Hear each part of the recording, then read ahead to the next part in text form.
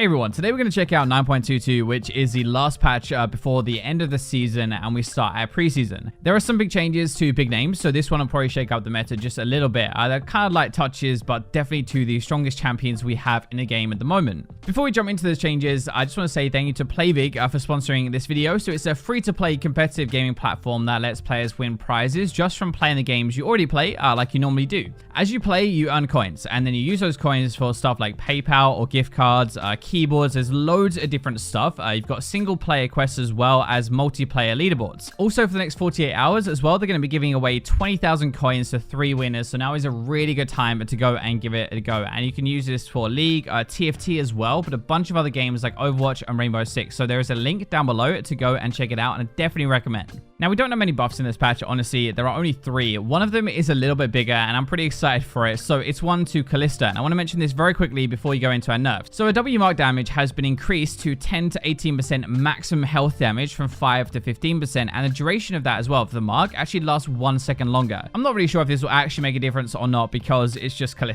right? Nobody really plays her. She's in a pretty bad spot right now and a really awkward champion, but it is actually doubling the percentage damage at the very start of rank 1, right? Going to 5 to 10%, which is actually crazy. The best part about this as well is you're actually leaving it at that. So it's a 5% increase, and you're not going to max out your W or anything like that. You'll go your E probably into your Q and then your W last. So it's just that double effect for like most of the game. You probably won't know, but the W is a mark system. So when you auto attack something, you leave a mark on it. And then if your paired units, so your Oathsworn, so normally your support, right? If they auto that as well, then you do the damage. The mark duration up as well means it's actually more likely that your support will proc it, which they never do. And it tilts me off the face of the earth, but it gives you more time. So it's going to be really good, like win-win. It's not even just your auto attacks to proc it. You can do it with your Q as well. So you don't even have to be close to do that 10% maximum health damage. Like your support could auto attack, you fire a Q out and you get the proc. We genuinely might see a little bit of her this patch. I might have to dust off my old Kayle main badge and take her out for a spin because this buff is really strong. We're going to jump into our nerfs now. We're going to start with some AD carries that are getting the nerf bat. So first of all, Ashe, the volley mana cost increased to 70 from 50. She was buffed in 9.19 to increase the slow and give her a reset on her Q, and she ended up being so good from those changes, like bullying way harder in the lane phase and having these really big leads basically that then she transitioned into a really good mid game. The Q reset was the big part. It means more damage, more chance to actually win a fight in the lane phase, and with Blade the Ruin King as well, it's more percentage damage because the reset applies it, and lethal tempo also helps to stack it up faster. I guess a good thing for Ashe players is this is more of a nerf to Essence Reaver spamming Ashe, which isn't doing as well anyway. It's pretty good, but most people have gone for the Blade build. It will still hurt because you'll run out of mana and then you won't be able to use your main spell anymore, and you're going to be firing this off a lot to trade from range. I think Ashe will still be kind of good, but just not as oppressive, endlessly spamming W and chunking people down, and right now at least she is doing so well because her lane phase is so much better. One of the really big changes though to AD carries is to Kaiser. So a Q multi-hit damage has been lowered from 30% to 25% per missile, so the damage has been reduced 10% normally or 13% when evolved. Remember, you can't dodge this damage, right? Especially later, it does a lot more, and it's really frustrating if you are isolated and you just can't do anything about it. Thankfully, this buff is aiming mostly at the isolated kind of 1v1, right? So when Kaiser becomes an assassin,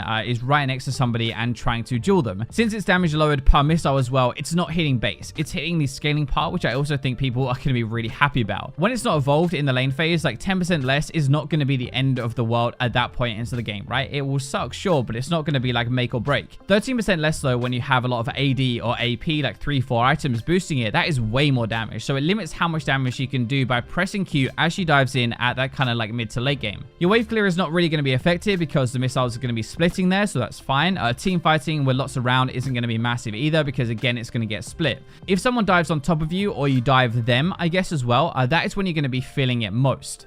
Right now, we kind of have 2 best AD carries, right? Kaiser and Xayah. And Xayah is also getting a nerf in this patch, so attack speed lowered to 35 to 55% from 40 to 70%. This one's going to feel a bit rough later as well, losing 15% attack speed, which is the same attack speed as a Zeal Gifts, by the way. So just imagine you don't have that in your inventory when you're trying to fight. She already had nerfs to her ultimate cooldown, making her less safe, especially in the lane phase. But even with that, she is super strong with a W up, and you honestly can't really kill her because her ultimate tends to be up anyway. What I noticed from playing against her all the time, especially later, is that when she has a W active, it's like you have to run away because you can't duel her. She, like, pound for pound, like damage for damage, she will do more than you, and she will burst you with the extra damage and hitting trading more. It might make a lane phase a little bit weaker, but we're most likely looking at mid to late game here where you'll feel it the most. The more items you have, the more you're going to notice it, as you can't pump out as much damage in that window as you could before. We also have some support nerfs. So Blitzcrank's Q damage has been lowered by 20 later, so it's going to be 80 to 280 now from 80 to 300. Now this one is not so big because 20 damage at rank 5 is level 9, and I doubt anyone lives by 20 health at that level if they're hooked. It's a bit of a weird change, and I'm not really sure what the point of it is, if I'm honest. Well, like, okay, I know what the idea behind it is, right? Like, if you get hooked 2v2, you won't die as fast. That's great, but it's not really going to affect that much mid game. If it was 20 in lane phase, that would make a lot more sense, I guess, because that's going to be more damage, right? But probably mid game, if you get hooked, there's going to be more than one person around, and you're probably going to die anyway. The Nautilus nerf is a bit bigger though, so his ultimate base damage has been lowered to 150 to 400 from 200 to 450. That means you're losing 50 damage off your ultimate at every single rank, right? Most importantly off of rank 1, which is lane phase. Nautilus has a lot of crowd control, but a lot of damage with it, so this in my opinion is the right way to go about it. You can't dodge it, remember? You can't outplay it unless you have like an ultimate like Desire or a stopwatch or something, so you have to just get chunked. That's kind of a problem because at level 6, 200 damage was about 20% of your health bar, if not a little bit more, right? So it should mean that he's not able to get as many kills in the lane phase, and if that's true, then he won't snowball as hard either. I honestly reckon a big thing with Nautilus though, and I'm not talking about this nerf at all really though, is his Q hitbox, which is pretty broken. It goes through walls, it goes through towers and stuff, and it nets in more kills when it really shouldn't. So for our last nerfs, we're going into our top lane, and the first one of those is going to be Kayle. Q base damage lowered to 60 to 220 from 70 to 250, and a W mana cost increased by 10 up to 70 to 110. She is dominating solo queue at the moment. I think I've had like more. I started playing Kayle after you kept talking about her in videos over and over, and you're right, she's so busted than I ever have with anything before. It's pretty ridiculous at every single elo. Now you do max your Q first, so you'll be losing that 30 damage during the lane phase, which is actually quite a lot for trading or trying to chunk somebody down. The mana cost is also aimed at her being less safe, so you can't recover as easily if she can't heal herself back up, and you can kind of like at least hopefully punish that lane phase a bit more while she is weaker. The Q is a lot of things though, so it's your slow, so you can trade a bit more and chase people down. It's your armor and magic resist shred, plus its damage, so it makes sense it shouldn't do as much. There is kind of one way around this though if you play Kayle, so it wouldn't surprise me to see people swap back to maxing their E first. That way you lose 10 damage only, and E max is still doing pretty well right now. Like Q max is about 55% win rate, and E max is about 52 or 3, so it's still pretty good.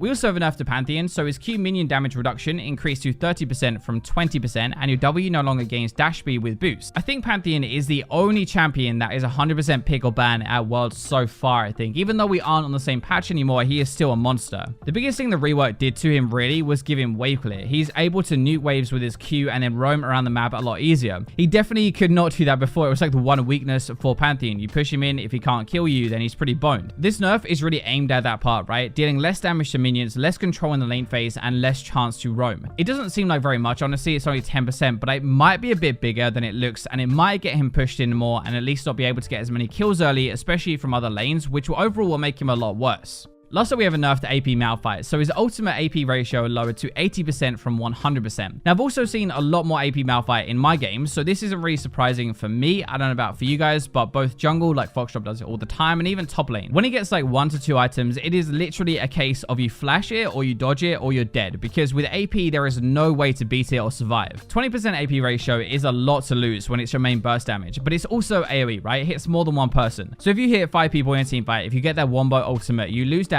equal to 100% of your AP, and it sounds pretty bad when you say it like that. It also hurts tank Malphite a little bit, but not really. Like, you get some AP here and there probably. You might start with the Doran's Ring, I guess maybe, but maybe Corruption, but it's not going to be as bad. It's just if you're stacking AP. I did say at the start, when we're talking about Kalista, that we have some other buffs that aren't massive. So one of those is to Silas. His base health regen increased, health regen per level lowered, and base magic resist increased. His W mana cost has been lowered by 10 to 40 to 60. So these aren't huge, right? A bit better at getting health back after taking a big chunk, and the base magic resist is there to help him mid lane. It seems more about lane phase buffs to mid, basically. It's not really going to help your jungle as much, like there's no armor in here, and they don't do magic damage. Unless I'm missing something, or if we have any Silas mains, they can tell us in the comments, I guess, maybe. But I can't see why this is going to help him very much at all. Next one I can see a little bit though, and I can see Sejuani being pretty good actually. So a health per level increased by 10 and health regen also increased. A big part though is attack speed per level increased to 3.5 from 3, and Q damage has also been increased, so it's going to be up 40 rank 5 and also use a bit more AP. Health is obviously a very good tank stat to have, funny enough, but it's the attack speed here that is probably so good. Attack speed lets junglers clear really fast, so they take less damage, get more gold on average, and spend more time ganking. This might make a comeback again, but we are in a carry jungle meta for sure, and with a couple of exceptions like Zac, who is just busted, people want more damage.